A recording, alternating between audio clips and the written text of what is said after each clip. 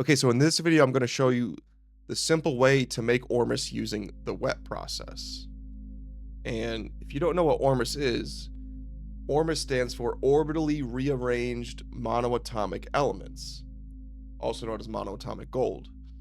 And these are found in seawater. So the process involves making seawater and then adding a lye solution to bring up the pH to a level where the ormus will precipitate out. And first of all, I want to cover some safety precautions because you are using lye, and lye can cause burns and other issues. So you want to make sure you have gloves, eye protection, and a face mask or filter if you're doing this inside. And you want to have long sleeves and pants on, pretty much covering any exposed skin so you don't get any lye solution on your body.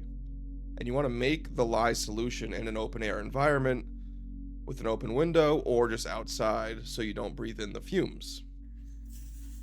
So the equipment you need to make ormus with the wet process is sea salt, and I would recommend Dead Sea salt if you can get it, distilled water, lye, which is sodium hydroxide, unbleached coffee filters, a plastic syringe or turkey baster to use with the lye solution, a glass or plastic stirrer to mix up the solution.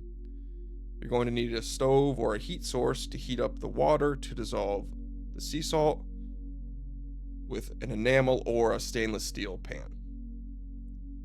And for the vessel to make the ormus in, you want to use an HDPE plastic or a borosilicate glass vessel. But a regular mason jar will work. And you want to have a non-metal catch basin for the containers that you're using to make the ormus. You're going to need aluminum foil to cover the final container.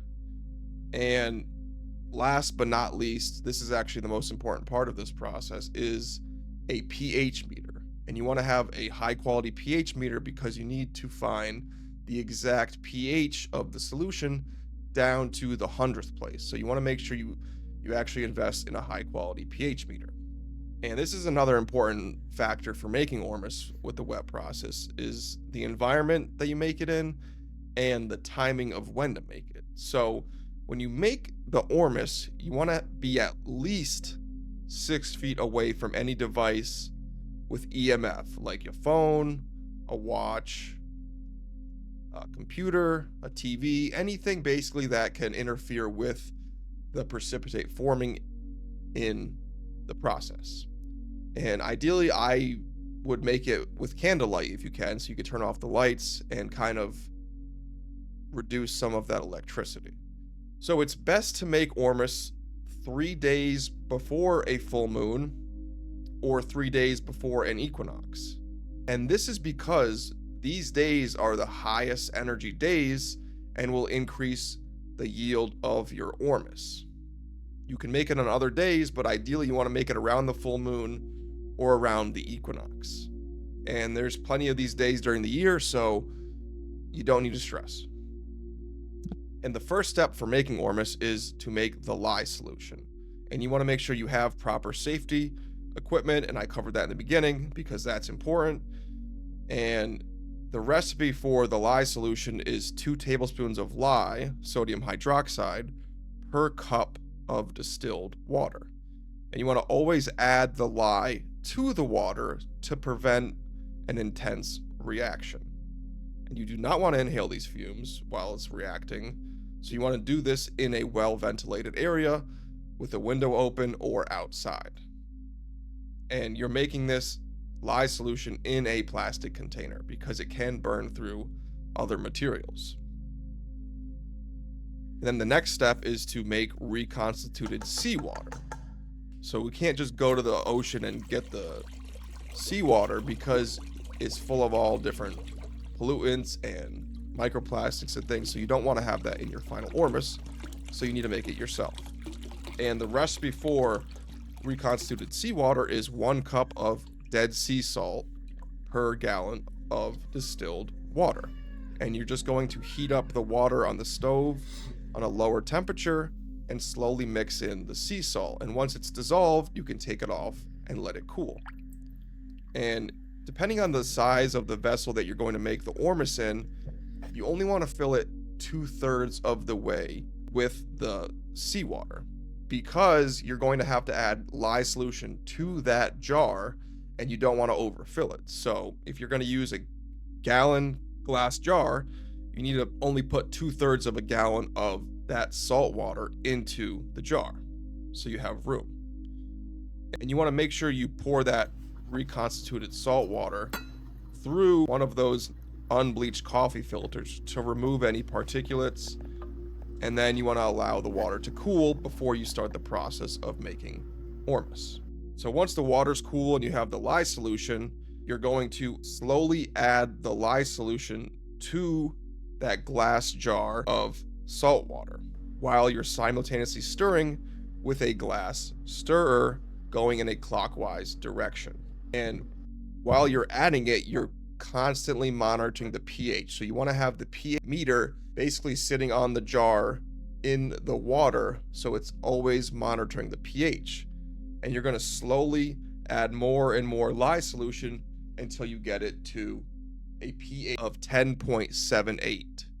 And you don't need to be exactly at 10.78, but you don't want to go over it because you can cause other elements that you don't want to precipitate out. So you want to keep it at 10.78 or a little under. And that's why you need a high quality pH meter to measure this. And before you even get to 10.78, you'll see the precipitate start to fall out of the solution. And once you get that pH to 10.78, you're basically done with the process. You're going to put a lid on the jar, and you want to wrap the jar in aluminum foil completely to protect it from any EMF or toxic frequencies.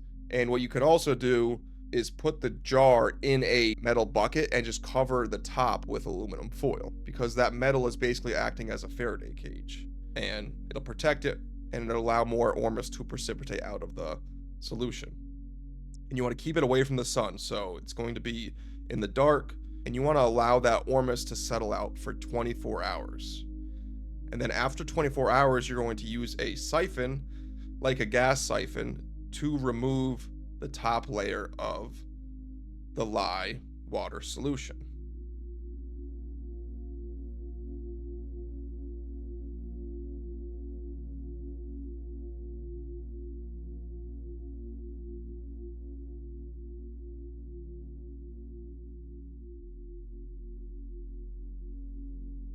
So it'll basically just be the precipitate left.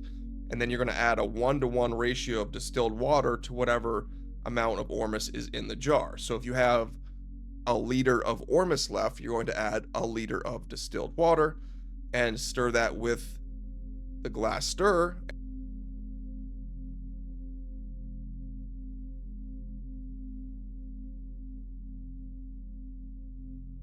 And then add the lid back on and put it into your aluminum foil or metal bucket and let it settle for 24 more hours.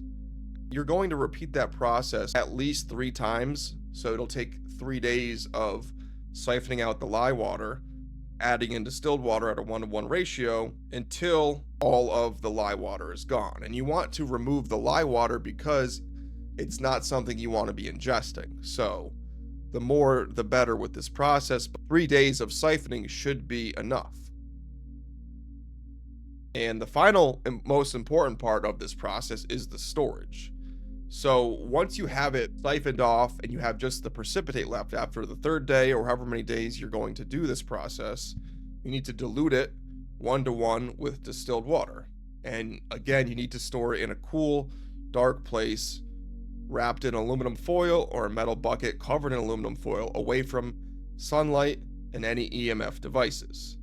And from my understanding, this batch of ormis should last for about a year.